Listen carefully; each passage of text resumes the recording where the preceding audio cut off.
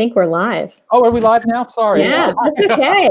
I was expecting like opening music and what stuff. But I can like dun da da dun da da da. There we go. Right. Live. Like pretty logo and up front. Well, anyway, this is really functioning like a well-oiled machine. Hello, and welcome to our AAPI Book Month panel, Humor in Kidlit. My name is Mike Jung, and I'm thrilled to be moderating this panel. I am the moderator. Mostly because when I was invited to do this panel, I said, can I be the moderator? And in a moment of weakness, they said yes. So I'm the author of a book called The Boys in the Back Row, which came out this fall. And as I said, I'm really thrilled to be moderating this panel because when I was just getting started as a writer 14, 15 years ago, one of the sort of guiding texts for me was a really hilariously funny book, a middle grade novel about an Asian American character written by an Asian American author. And it was this book right here, Millicent Min, Girl Genius by Lisa Yee, which I still is my personal gold standard for middle grade fiction and for humorous fiction.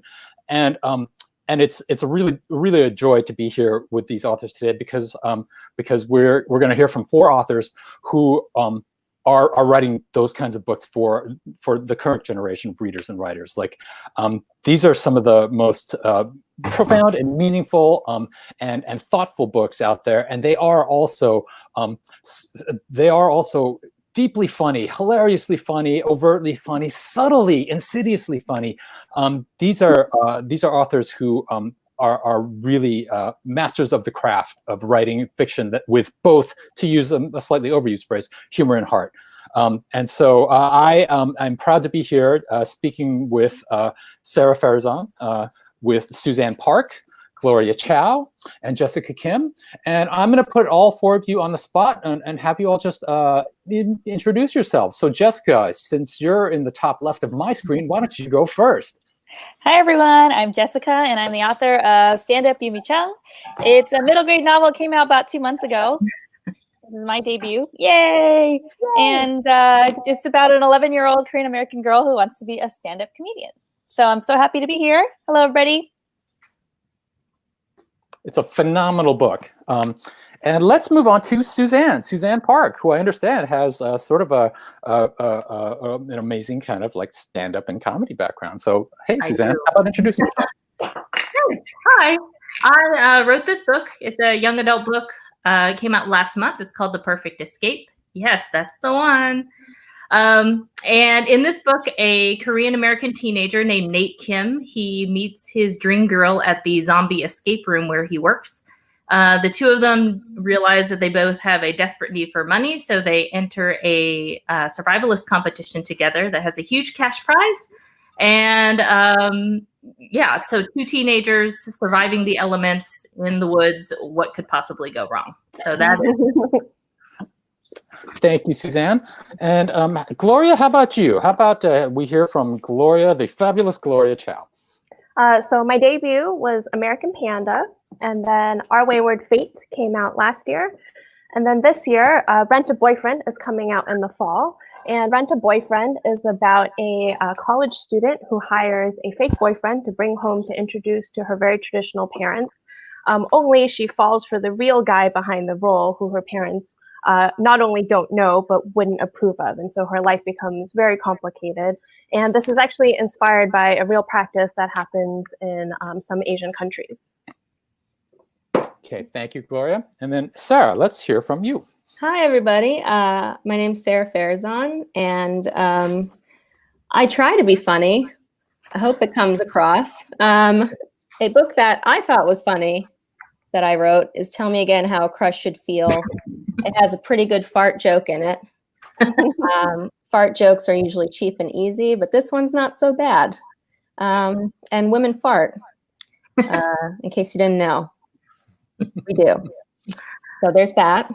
And then Here to Stay came out in fall of 2018. This is Bijan.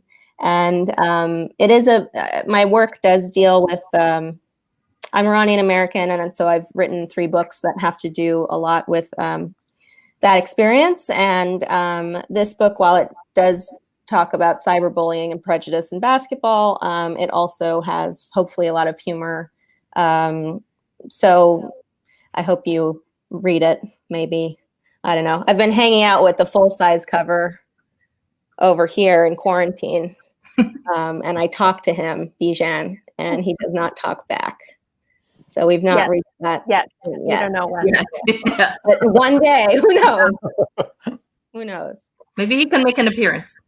Yeah, I don't know. That might be that. Yeah, that would be a lot for my psyche. But well, that'd be a lot more interesting if it was all of us hearing him instead of just you, Sarah. Right? That's another book, right? That I feel like Suzanne would be better equipped to write. That zombie escape room sounds awesome. Yeah. So I think it's important that we acknowledge that we're here to talk about humor in Kidlit, and which I think is a valuable and important topic. And we planned the panel a while ago, but we are in a very specific and very very intense historical moment right now, and we do want to say that while we're talking about funny books, that we're in a very serious time right now, and that it is important for all of us as Asian Americans, as well as everyone else, to practice good and present and open and strong allyship for those who are literally in the line of fire right now, especially those in the Black community. And so let's just keep, we know this is what's happening right now, and we're all aware of the gravity and the importance of that. And at the same time, we do believe in the importance and the healing power of laughter, and a lot of the different ways in which that helps us to remember our humanity and to actually continue to press forward in times like this when so many of us are under intense duress. And that was incidentally one of the things that I was going to ask you four lovely people, is that writing a funny book is hard, and it's difficult to explain.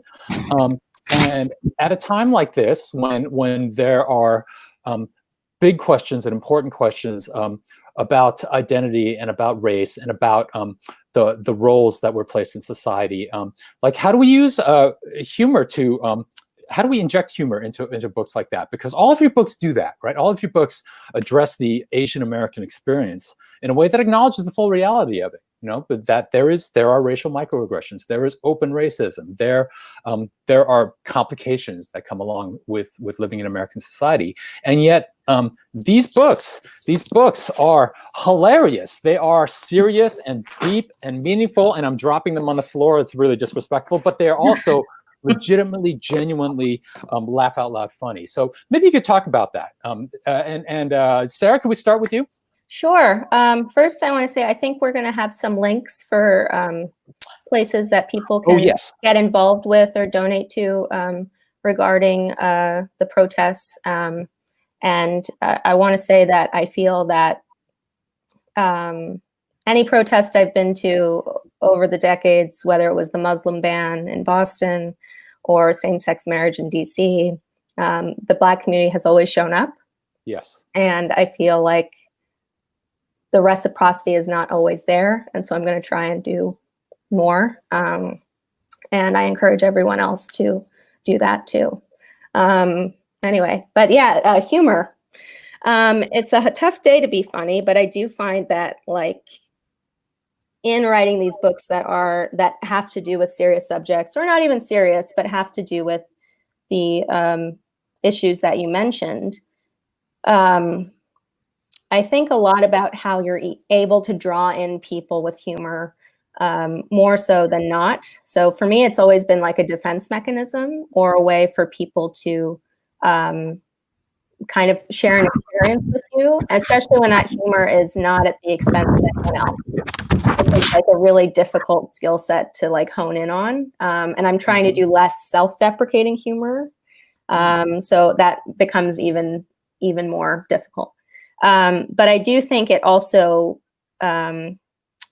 humor brings in moments of like taking a breath, right? I think in like Here to Stay, especially, I have two NBA commentators, Reggie Miller and Kevin Harlan, narrate inside the main character Bijan's head when he's like anxious about talking to a girl, or when he is feeling sort of nervous about something. The commentators will come on in his head and be like, "Oh, gonna need some icy hot for that burn, Kevin." Like there, so it breaks up the moments of tension or the moments of discomfort, so that the reader keeps going, the reader feels engaged, the reader can share that experience with Bijan, you know? And so I've always tried to, in life, you have to find the humor in things, right? I think the whole world right now is grieving, and we're in different stages of grief, and everyone has different levels of hardship and sadness. But, you know, people are turning to like funny YouTube videos, you know, people are turning to comedians, people are turning to like old movies that they found hilarious, you know, and that's no surprise. And I think I will continue to use humor. Now, I don't know that I'm all that funny sometimes, because with writing a book, you don't get the immediate response of like, oh, that joke landed, right? So I'm glad to hear you say that, and thank you. And I'll pay you $5 later for saying. Oh, I thought it was going to be like 20. Yeah.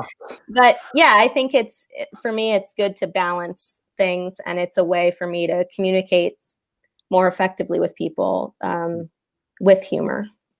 And can I say about Here to Stay is that I love that there's this, purely from a craft standpoint, I love that there's this Greek chorus sort of effect with Reggie and Kevin talking, you know, and then with Bijan and his teammates, despite the fact that there are all of these very serious situations going on around Bijan, they're basketball players, and so of course they're going to sit on the bus and have a debate about who the greatest Celtic of all time was. Yes. It's not Paul Pierce. It's not Paul Pierce. No, but Bijan picks Bill Russell, and right. That's a deliberate thing because Bill Russell has done a lot for the civil rights movement. Exactly. And he's done a lot for the sport, and so that was a deliberate choice on the main character's part. Yeah. And he's a giant in ways that transcend basketball. So you're, you know, Here to Stay is the one I think that most overtly takes issues of racism as like a core sort of plot driver, and it plays a different role in everybody else's books. Like, Gloria, could you talk about that with your fabulous books? And the one I have is Our Wayward Fate, which is wonderful. But if you could talk about that a little bit in the way that you approach your books, and with Rent a Boyfriend especially. With Our Wayward Fate, that tackles racism head on. It's about an Asian American girl who is the only Asian in her very small, predominantly white farming town in Indiana. And I chose to still use humor, partly because I do think that when you have that balance, the humor can help the serious moments land more impactfully. Right. But the more important reason for me was just because personally, I use humor as a defense mechanism, like Sarah was saying. It's a coping mechanism. It's a way for you to almost be able to survive some of these things that, you know, are so difficult to get through. And so I always give that to my characters because it's almost the only way I know how to react to some of these situations. And I also think it can help make things a little bit more relatable. For example, in Our Wayward Fate, she talks about how she was made fun of as a kid for the Chinese New Year traditions that her parents do, like, you know, giving out red envelopes. And she comments that, well, it's weird that they find that funny, and yet they think, you know, a fairy who wants children's teeth is normal, and, you know, a fat man climbing down everybody's chimney, you know, once a year, that's normal. And I hope it makes people kind of stop to think, you know, it's just about the unfamiliarity, right? They think things are strange to them, but they have equally strange, right? Which nothing is strange. It's just, you know, you have different traditions and that's all it is. And we shouldn't be making fun of people for things like that. I think there is something very special about books that are able to make things a little bit more relatable to people. And I think humor is kind of a way that you can ease some people into it also, that it makes it a little bit easier for them to accept and kind of be able to stop and think after they finish laughing, hopefully.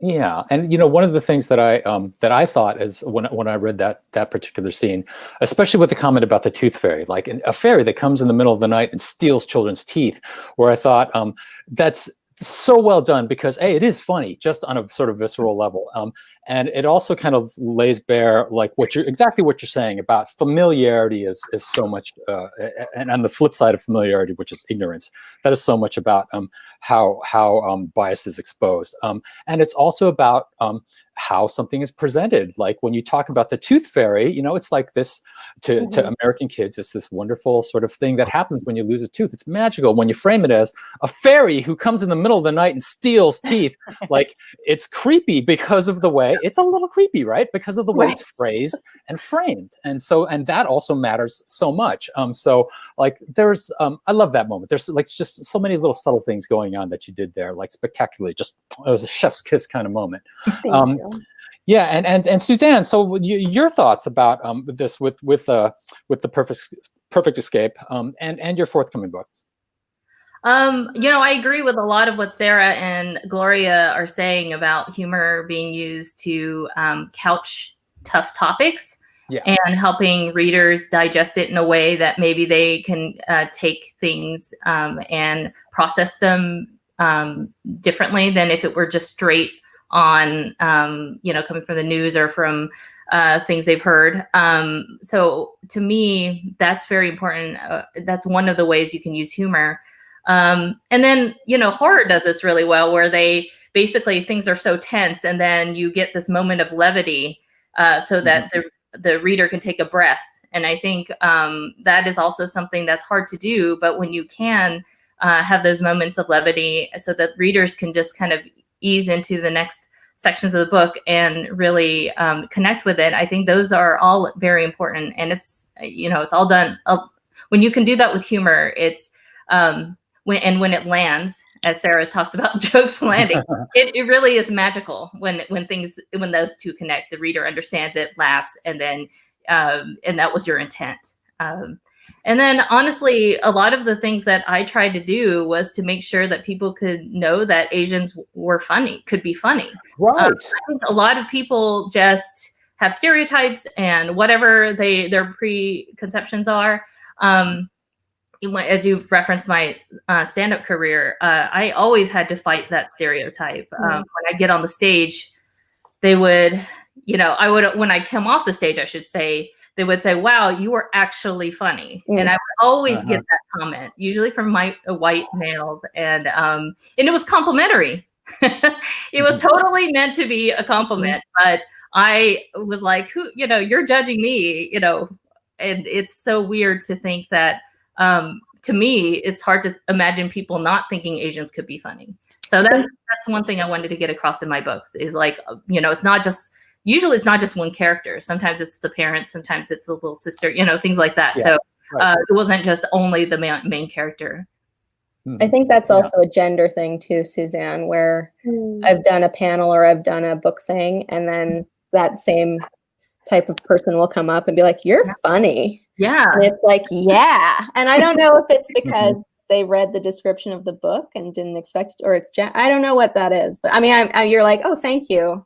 But the amount of shock in the eye. Yes. Yeah.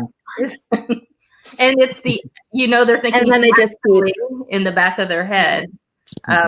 And that's something that I've always found something I'm having to fight, push my way up to prove that Asians could be really humorous. So.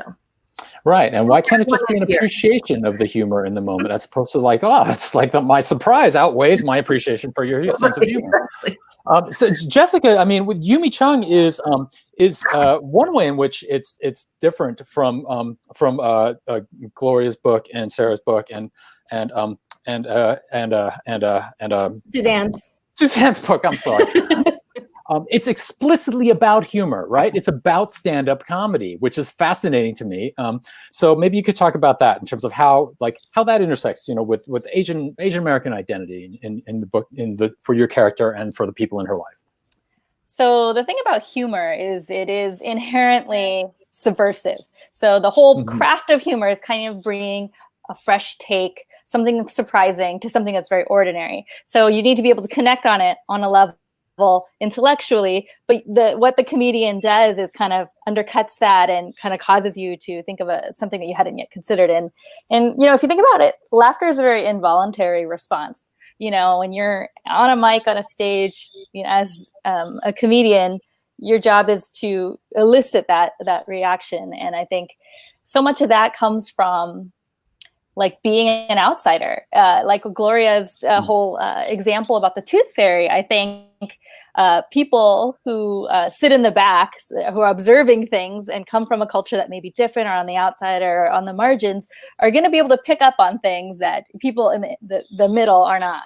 And I think that gives a lot of interesting stories. And I think a lot of people from the margins have a sense of humor, a rich sense of humor that they can bring and add to the dialogue that's out there. And so I think that's what it's Yumi and Stand Up Yumi Chung bring. She's actually a shy girl. She's really awkward and quiet, and nobody knows she's funny. She's secretly funny, and she has all these things in her head, but she lacks the confidence to say those things out loud. And so she thinks she needs an alter ego to be her true self, to be appreciated for her comedy. And that's kind of what the book is about. It's about owning your voice, and it's about being your authentic self. And I think a lot of that comes from her Asian American identity. And I mean, some of it is, just being 11 and going to middle school, but a lot of it is people don't expect her to be funny. And I really wanted to subvert a lot of those stereotypes like Suzanne does in her books. And I think it's really important that we kind of change our idea of what funny isn't Will Ferrell all the time. That's one kind of funny, but there's also quiet girl funny, and she has like the most interesting thoughts, and and I think we need to appreciate all the different ways that people can laugh, be made to laugh. And I think this character very much challenges those notions. Yeah, and one of the things that I thought about a lot as I was reading Yumi Chung was that this idea that Yumi wants to be a comedian. She wants to be a comic, and she is funny, and she places value, real justified value in the act of making people laugh with her comedy. And that also goes against like Asian family expectations, and so I wanted to talk about that a little bit in terms of like. We've already started talking about gender, right? In terms of like who's allowed to be funny, who's expected to be funny, and women are not. And Asian women, like it's a double kind of whammy in that way. And then there's also another flip side to that where there are expectations on the family side about what's respectable and what's expected and what's the proper role and what is the thing that you should really do in terms of meeting someone else's definition of success, right? And so maybe all of you could talk about that a little bit, because again, that's a thing that the intergenerational dynamics and how humor plays into that is just so deftly and intricately done in all of your books. So Suzanne, could you talk about that a little bit maybe? So what, did I clear it all in asking that question? You had a few questions in there. What was the first right. I'll answer them in sequence. But what was the first one? I was focused on the second one. I think, you started talking about, what it means to be like a woman who's funny, right? And I think that happens in sort of two ways, where it's like expectations of all of you as authors who write funny books, and people should not be so surprised, really. But then also with your characters and how they use humor in a way to cope with some of the pressures about being a woman, right? So I guess those are two separate things. I should have clarified this a little bit more. I'm making this up on the fly now. But so maybe talking about the characters more, right? Like how do the characters use humor specifically, or not use humor specifically in coping with being a woman in the world? So the characters, I have a Asian American male character in this book and a female Caucasian character. Both of them use humor, and that's actually how they connect. They gel with each other's sense of humor. They definitely use it as a coping mechanism to what they're dealing with. Nate, the main character, he is a scholarship kid at an elite private school, and he is always, he just feels like the outsider. And I think Jessica had talked about this, where he's always the outsider kind of looking into the mainstream. And so the way he reacts to things, it's a lot of his inner thoughts are all just commentary on the rich kids at school, all the way to the racist things that people say. And then he also deals with his family's dynamics as well, and being Korean American, with immigrant families. With his parents being immigrants, he deals with that kind of that struggle with humor too. So I think for my characters, they use it to cope, but also just in general, they've been kind of trying to find the humor in daily situations. And in the end, it's hopefully something that is relatable enough so that when readers read it, they'll say, oh, that's not that different than what I've had to go through, whether it's the classism or the racism parts or just high school weirdness in general. Mm-hmm. One of the things that I like, one of the many things I like about your book, as with all of your books, is that with Nate, like it's the stereotype that gets disrupted with him is this idea of the overachieving Asian American student, right? Like the who's driven by tiger parents or so on. But his motivations are different, and he's like fleshed out in a way that really like upends that particular stereotype, which I love, and I think is really well done. Gloria, if you could talk a little bit more about maybe some of the ways in which, and you started doing this, but if you could talk about some of the ways in which your characters also disrupt stereotypes. Sometimes in one of the ways I think that happens is that they use humor in ways that aren't often used in sort of American, popular culture in terms of, for example, the way they use being bilingual. As it's a sort of humor for people who are reading the book, but it's also like a source of like humor between the two of them, and it's an integral part of their relationship. Could you explain that a little bit more? So the scene that you're talking about is when the teacher says something very racist to Ollie and her love interest, and she kind of just has a reaction where she calls him a name in Chinese, and the love interest starts laughing and nobody else understands what they're saying. And it's this moment of this thing that where the exact thing that they were being made fun of, they actually turn it around and it becomes an inside joke for them and a way for them to bond. And a lot of the book was about how Ollie is struggling with her identity. At the beginning of the book, she's just trying to survive, and she almost tries to suppress her Asian side because that's just easier for her to try to fit in. And when Chase shows up, it's kind of the first time she starts realizing that it's okay to acknowledge the side of her and that there are good things that come with it. And I mean, those are things that I struggled with my whole life. I had a really hard time figuring out, I almost sometimes felt like I had an Asian side and an American side, and I didn't know how to kind of bring those two together. And so I always explore that theme of identity in my books. And I also talk a lot about family expectations because I used to be a dentist. And when I switched careers to writing, I have very traditional Asian parents. You can all kind of use your imagination to figure out how that went over. I sure can, Gloria. I sure Don't can. have to try. At least you became a dentist. Do you know what I mean? I didn't even entertain it. I was like, nope. So my debut, American Panda, is about a girl whose parents want her to become a doctor, but she hates germs, which was actually one of my biggest struggles in dental school. And so it took me a very long time to kind of see the humor in that situation, even though it sounds so obviously funny when I say it, right? But to me, it was not funny. It was a big struggle. And it wasn't until I started writing this book that I kind of was able to put things in perspective and kind of use the humor. And that actually helped me kind of get through a lot of it. And even in Rent a Boyfriend, right, when the idea sounds like this fluffy rom-com, and even when I set out to write it, I was like, this is going to be like a happy, I ended up writing a story for the love interest where his parents don't talk to him anymore because he decided to become an artist.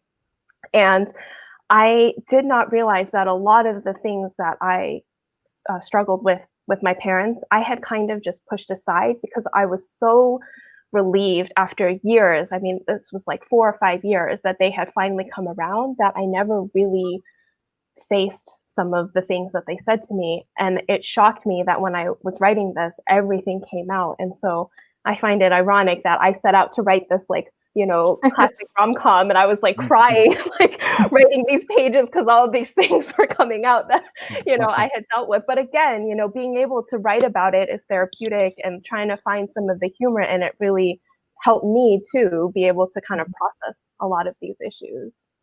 Yeah, and I think I think that the presence of all of those like real and deep and complicated emotions and experience behind the humor, they're interwoven, right? It's not just that like we'll write jokes, we'll write funny scenes and dialogue to provide respite or to provide breathing periods for all of that sort of more sort of intense or more complicated emotional experience, but those emotions and those experiences really are at the foundation of the humor. Often they're often what make the humor work and what make the humor have meaning and make it resonant, right? So I think the two things go together. So I'm not surprised that happened while you were writing that book, because and even, there's so much depth behind like that concept, right? I'm pleased. I interrupt you. What were you going to say? No, I'm sorry. I was going to say, even like I had the idea for this book, and then even when I stopped to think about it, just the idea of needing to rent a boyfriend, to hire someone to bring home to your parents, right? That in itself is this huge, complicated, very problematic relationship that you really have to get to the heart of. Right, yeah, because it's about like generational expectations, and it's about like how do we justify a certain level of deception, in some of the choices that we make, and what does it mean in terms of how we'll cope with those things in the future, and etc. So, yeah. I mean, it's good stuff though. Like that's again, like the humor. It's a little cliche to say like humor is driven by pain, but I think humor is driven by like depth of emotion, I think is a better way to say it. And so I wanted to ask you, Sarah, there's a specific kind of humor that happens with Bijan and some of his antagonists in the book, right? Which I found fascinating because it was used in a way where I could like feel the sort of levels behind it. Because when Bijan and Will, for example, are going at it, they're making like very aggressive, like sort of jokes about each other, right? And the kind of things which in a lot of contexts, I think people would say, that's just boys being boys. Boys will be boys. That's how they talk to each other, Can I say I'm sick of boys being boys when people say that's just boys being boys, because they shouldn't be doing that. Like, cut it out, guys. Yeah, and so it's like, but sorry, anyway. Yeah, when they're doing that in the book is it's not just boys being boys, right? No. Because on the one hand, there are racist implications to how it begins, right? And then when Bijan is responding, you understand why and how he is. You understand what pushed him to that level. You understand that he feels the stakes behind it, there's all these sort of different levels and kinds of humor in that book. So could you talk about that a little bit more? Yeah, I think humor can also come from anger, especially with women. Like it's a permissible way for us to be angry sometimes. And I do use it to kind of make points and sort of, in that book, it's tough because I really did not want him to suffer, but he has to, for people to understand the microaggressions and macroaggressions that a lot of young people go through. And in first rounds of the book, my editor had said, you've made Bijan kind of too perfect. And I think it was me doing that to be like, well, I want people to really like him. He's got to be like this superhero guy, but reminding myself that he's a teenager, right? And that's impossible and not a tenable thing to be, and he shouldn't have to be that. So the kind of like sparring that they go through, it is visceral, but also I wanted him to be able to be like, my mom always taught me, and like when I was 5, she was like, if a kid pushes you, push them back. Now I'm a very pacifist person. I do not like confrontation, but I think that's an important lesson for kids to be like, it's like, you have to let people know like, that's not okay. Like I'm gonna, and with Will, a lot of the sort of easy things to make fun of Bijan about are his appearance or where his parents are from, or things that he doesn't even know, but he's just judging, right? Whereas the real threat that Bijan provides is like, he might be taking his spot on the team, right? So that happens a lot with people who they have those sort of like, I'm not racist, but, it's like the idea of like, oh, we're coming for your jobs or something. No, we're not. And also to be like, his sort of they're sort of having a masculine match, right? And women can do this too. I'm not saying that, but they're usually different language and different ways in which it happens sometimes.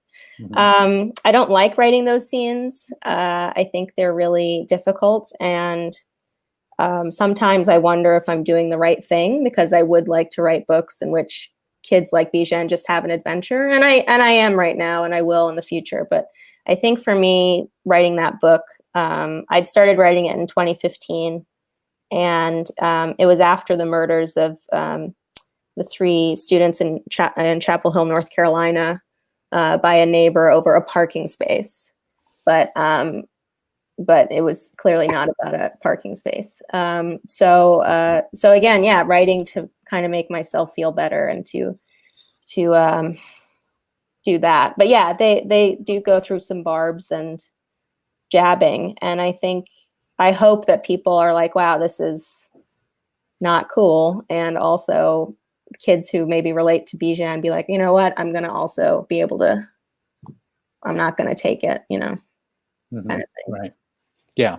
You handle it with such delicacy, and yet also in such a straightforward way as well. So I hope so. Yes, the answer is yes, you did. So well, phew. Otherwise, I got to go to dental school, and that's not. I don't recommend it. I don't think I'm bright enough for that, really. Oh man. So I should say that before too long, we'll move over to a Q&A section. So if any questions are starting to come in from the comments, we'll address those. Jessica, I wanted to say to you, first of all, Stand Up Yumi Chung is middle grade. I write middle grade.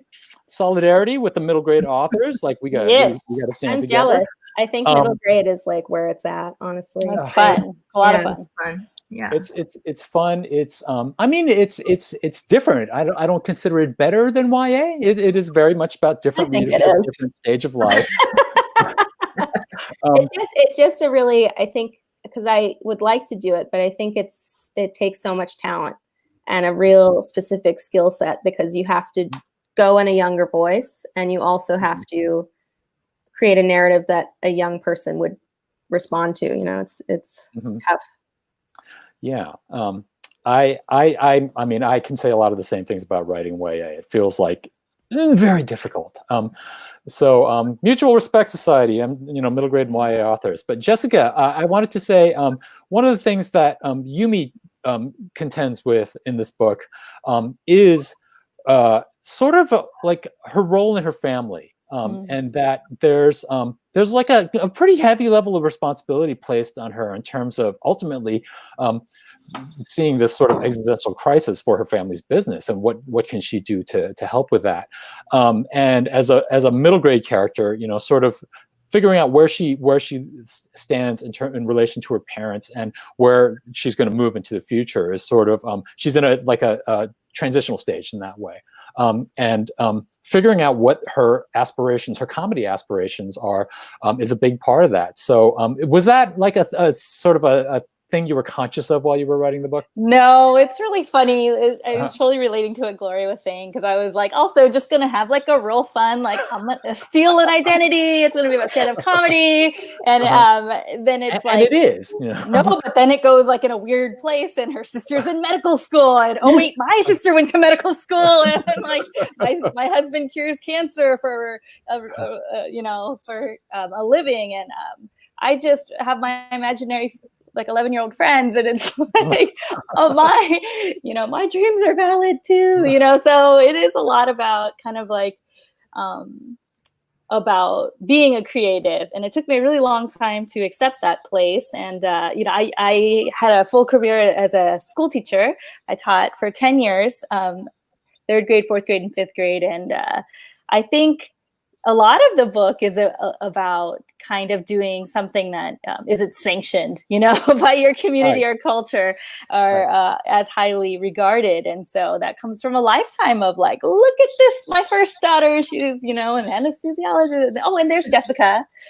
And then here's my other daughter. And there's kind of a skipping over that happens. And it's, and I've always been kind of like a little different in that way in my family. I come from a family of 3 daughters. And I think I was ambitious in my own way, and I kind of had to do things my own way, and it wasn't fully understood, you know. And just now that the book is out, it's kind of coming back like, okay, we're proud of you too, you know. And I'm like, I'm almost 40 years old. Like, I've been waiting my whole life for this, you know. And so, yeah. And then, but, you know, it's interesting. Yumi in the beginning of the book doesn't fully understand her parents. I think being a second generation American, it's really easy to misunderstand our parents and their, you know, their goals and objectives for us sometimes seem like, oh, it's just because you want bragging rights. It's just because you want to brag to your friends about where we went to school or how much money we make or whatever. But I think at the end of it, Yumi and her parents have gone on this journey, and she learns a lot about her parents' deferred dreams and how when they came to this country, they weren't able to live out, you know, the things that they wanted to do. And I won't give any spoiler alerts, but she learns a lot about her father and some of the things that he had hoped to do but wasn't able to. And so I think that it brings like a certain kind of humanity. And I think that's kind of like the magic of middle grade, right? Is like the first time you see your parents as human beings. And there's a moment where she sees her dad crying for the first time. And they have this like kind of bonding moment where they're talking about, and she's telling him finally about what comedy means to her, how it's her lifeboat. It's the one place where she can be herself and tell her stories and be heard. When she holds the mic, she's a different person, and she's trying to explain that to her dad. And I think she comes a little closer to understanding him as well. And I think she doesn't see his love until that moment. I think it was always feeling very oppressive to her, the fact that he wanted her to be like her sister, to, you know, academically achieve and to, you know, secure these things for herself in the very Asian way. And I think when she sees it in context of her family's failing Korean barbecue restaurant in the face of gentrification in Koreatown, Los Angeles, and she gets to pan out a little bit and see that her parents' perspectives and goals are born out of their lived experience about what they have experienced as immigrants in this country, and knowing how difficult it is to find a way in comedy as an Asian American woman. Like, those things are not to shut her down because they don't see her or see her talent or appreciate her necessarily. Part of it is trying to safeguard her and trying to secure a future for her with all the obstacles that are plain to their eyes. And she's still 11 and she still thinks the world is fair. And I think, yeah, it's kind of a reconciliation of both sides of her identity. I think Gloria talked about it earlier with the American side and the Korean side. Sometimes we try very hard to keep it separate, but there is kind of a reckoning that you have to come to as a second generation American, kind of knowing where you come from and seeing that, oh my gosh, my parents have loved me this entire time. It just wasn't like the white way of loving. It wasn't like the huggy kissy way, but that's love too. That cut fruit when you're studying late at night and they bring it to you, and that's a kind of love. And that's not something that's familiar to me, but that's something that I deeply understand now. And I think that wasn't something I was able to do until I was much older. And I really wanted to bring that message to young readers, you know, who are struggling to find where they fit in that hyphen between their identities. And I really love how humor and dreams and creativity were able to kind of tell that full story. Yeah, and boy, do I feel that. I discovered that my dad had been an art student. My dad, who was a business executive his whole career, I discovered he wanted to be a visual artist when I was in my mid-20s. My mid-20s. There's a why did they withhold this information from us? And I should also say that it's not that sort of moment, that sort of, you know, a revelation isn't solely the province of middle grade. Like, for example, Our Wayward Fate, Gloria, there is a really powerful moment like that. And I don't want to spoil it, but there is a moment of like realization that Ali has about her parents, which reduces her to tears. And I don't know if you can talk about that without like kind of divulging the details of it, but I'm gonna ask you to try. So actually, in all my books, there is kind of this moment at the end where the character kind of realizes where her parents are coming from. And for me, this all came from real life, where for a very long time, it took me a while to realize that I also wasn't very good at communicating with them. I always kept thinking, like, they don't know how to tell me what they're thinking. But when I switched careers, I realized that I kind of sprung it on them too, because I didn't feel like I could talk to them about it that much. And so in some ways it came out of nowhere. They didn't know I was interested in writing. And then I kind of made the decision. And then I just told them one day, like, hey, I don't think I'm going to be a dentist anymore. And obviously, they reacted very strongly. And it took me a while to realize that for them, they were worried about me. They were worried about the finances, which is fair. And, all of that comes from a place of love. But we weren't communicating any of those things to each other. And it wasn't until I actually wrote American Panda that I started trying to talk to them. And I was blown away by the things that they said. None of it was what I expected. There's a chapter in American Panda at the end where the mom has an honest conversation with May for the first time. And that was almost word for word a conversation I had with my mom on the phone after I switched to writing, where she is trying to explain her story and how she has suffered because of cultural expectations. And it's just something that, I had never really stopped to try to see things from their perspective, because it's like what you said, Mike, there's a lot of things they don't share with us. And so it's hard for us to know where they're coming from.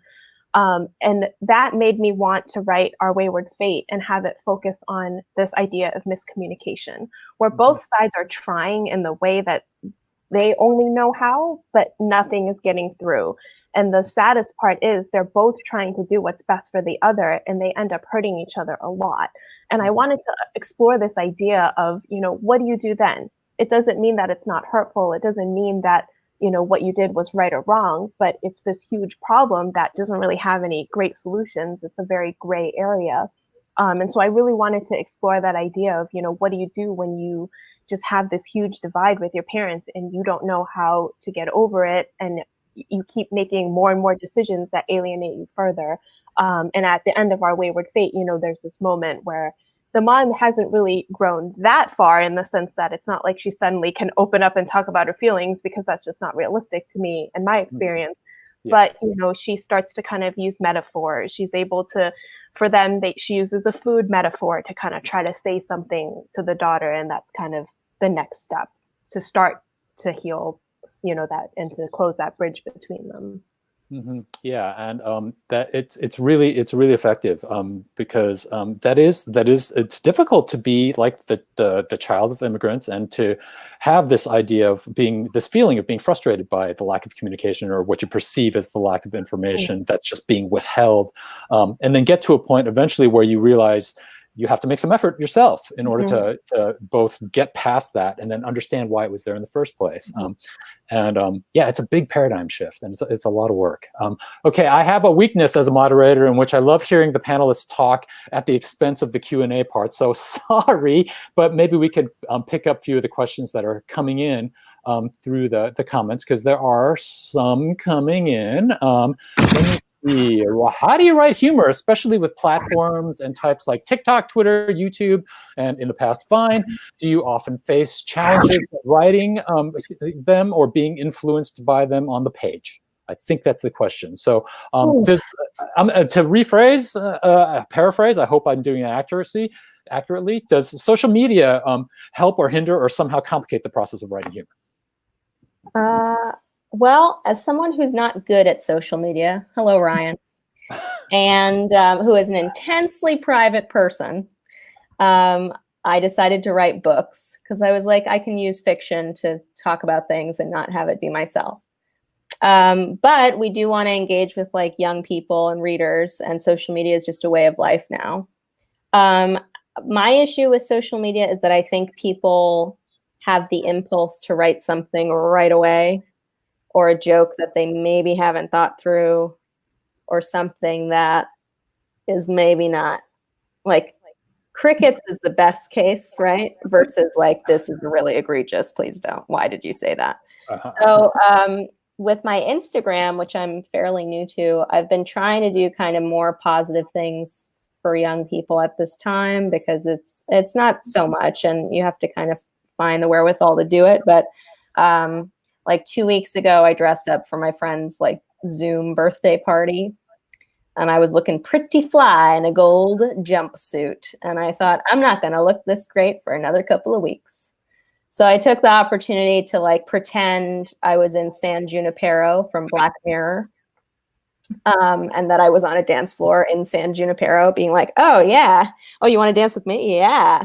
Which it's a bizarre fever dream, but in this time, I think it provided people with some sort of joy, right? So I think it's being thoughtful about what it is you're sharing, why you're sharing it, and whom that humor is for. So if that humor is to like denigrate somebody, unless it's someone who's like really terrible, then that's fine. But I can think of a few people. But just the idea of like, and also too, when you have a smaller audience and it's mostly like people that are your friends and family, you can try stuff out with them, right? You can be like, oh, is this landing? Is this like ha ha ha? And then the audience kind of grows. I think it's, and it's what do you want to share too? Like our data is going everywhere, and like what do you feel comfortable with? But it's tough. I think too, writing out your stuff beforehand, like a stand-up comic doesn't just go on stage and like, here's what I think. It's like they've practiced stuff. Not that you should do that much practice for a TikTok, but it does help, I think. Does anyone else have any thoughts about that? I think it also depends on what kind of humor you have, because some humor is like mine is mostly in sort of build up and then payoff. It's not really the best for Twitter, where it's more like one line pithy type of things, right. Or it could be misconstrued because there's no context. So I think for me, I've been more comfortable with Instagram in that way, because you have a little bit more leeway. You can have a visual to accompany it. And then honestly, it's like, what kind of humor can you get across that still fits you?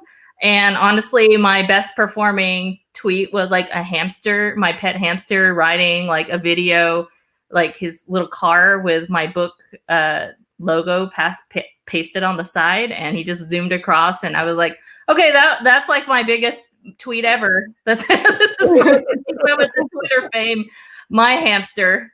So I, honestly, a lot of it's also trial and error. Sometimes, it's with the different mediums popping up, it's hard to figure out like what resonates and during what time. So, and then especially now, right now is a hard time to do anything right now. So it's right. It really is a lot of it comes down to context and then what fits you as a person.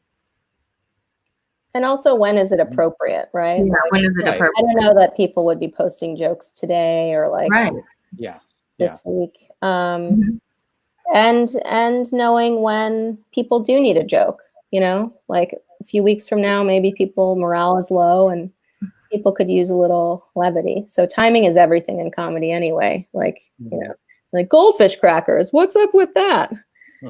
Which is not funny, but if it was delivered well, or there was some, I don't know what that was. Sorry. Yeah. But anyway, what is up with that? Goldfish crackers. Not I don't know. They're just that look like. Speaking for myself, my Twitter humor tends to be largely focused on donuts and cats, because that's something you can like those two things. I love them. Yeah.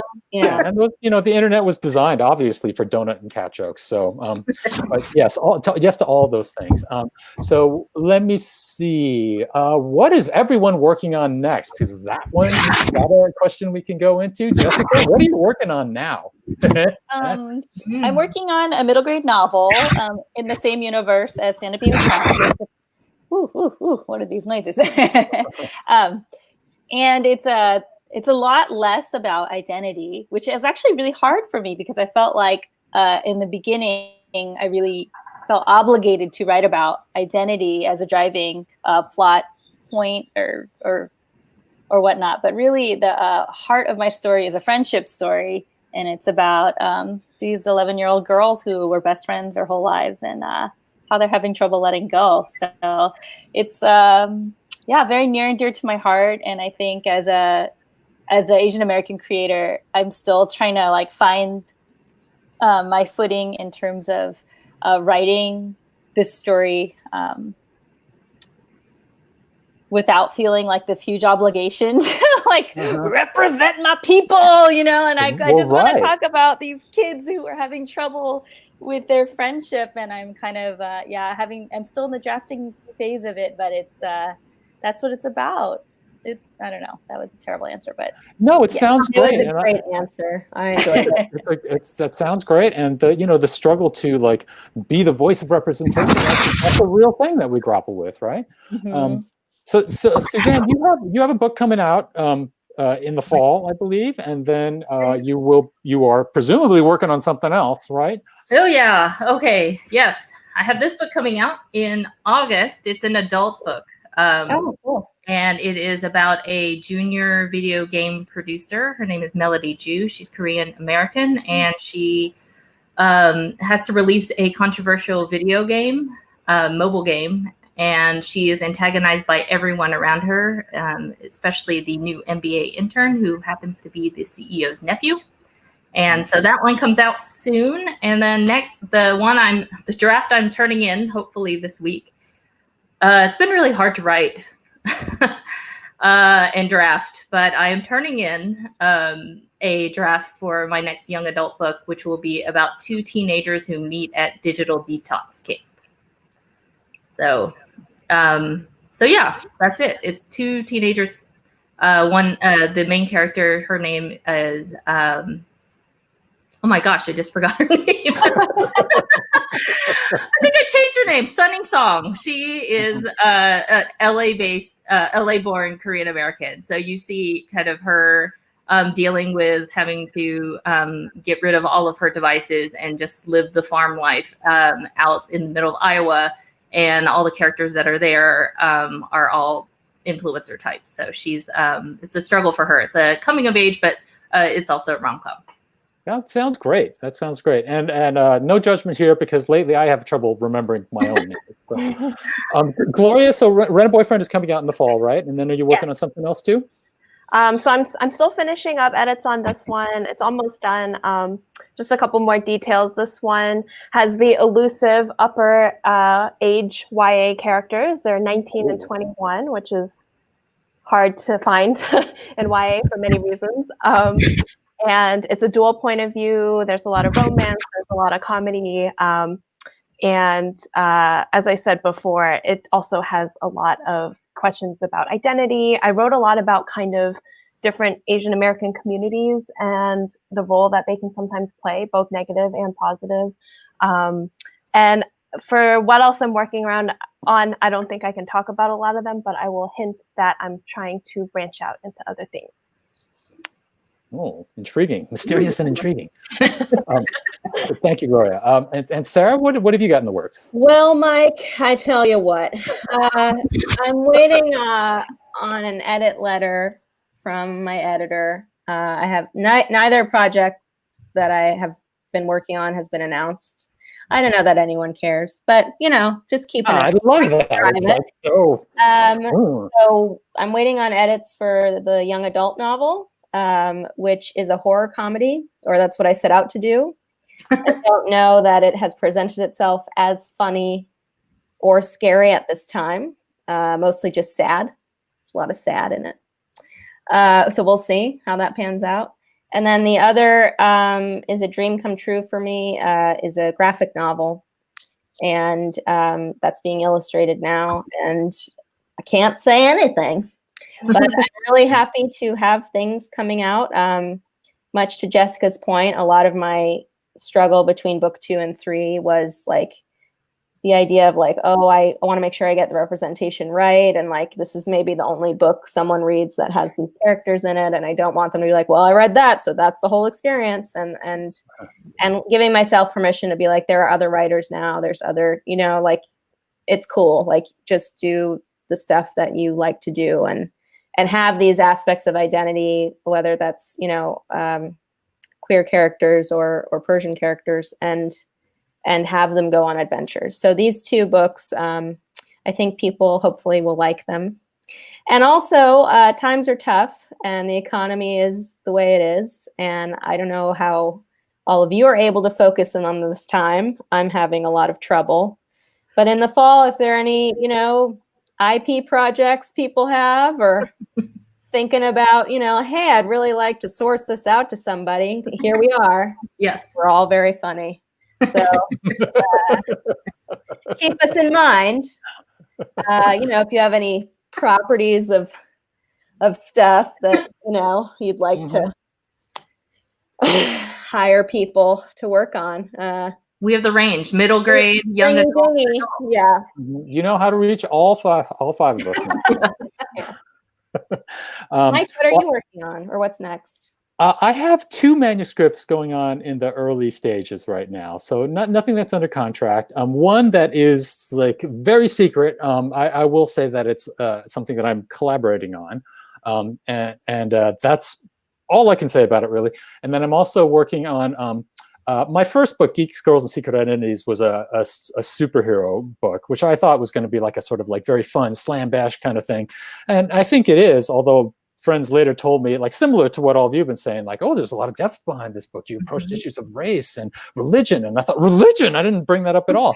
But I really want to write another. Also, like Superman is basically like the Messiah, right? Right, right. It was written by Siegel and Schuster to have that kind of. Anyway, sorry.